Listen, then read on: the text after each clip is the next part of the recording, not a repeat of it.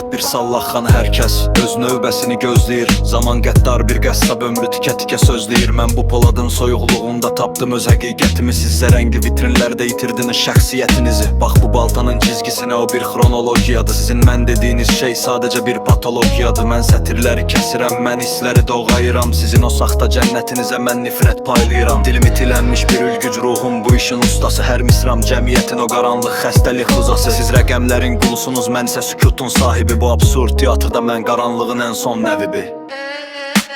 Elmas Limonatör kəs sədaları xırıltılı və ağır vokallar.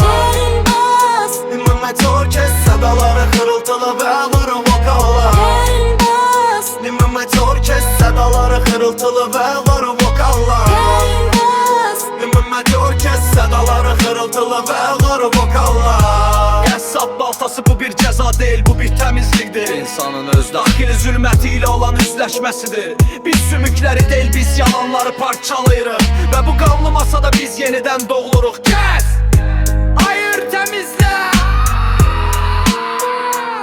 Ruhunu bu iğrənc sistemdən təcrid elə. Kafkanın məhkəməsi tək günahınız var amma bilmirsiniz. Siz bu bataqlıqda boğulursunuz amma ölmürsünüz. Mənim baltam bir dialektika ziddiyyətlərin toqquşması. Bu bir nəsli oyatmaq üçün kəsilən sükutun partlayışı. İndi baxın o masaya, görün orada nə qalıb. Sizin o bəzəkli dünyanızdan bircə toz qalıb. Mən qəssab deyiləm, mən sadəcə bir anatomam. Bu çürümüş varlığın içində mən arsa rakamam. Sətir-sətir doğranır bu şəhərin illüziyası. Mənim hər kəlməm bir varlığın sonuncu imtihası. Siz az rep deyib qışqırın, mən isə sükutla yox edirəm. Mən bu qaranlıq küncdə öz həqiqətimə düz gedirəm. Baltanın izi qalacaq sizin o daşlaşmış beyninizdə. Mən bugün ölmüşəm amma yaşayacam sözlərinizdə.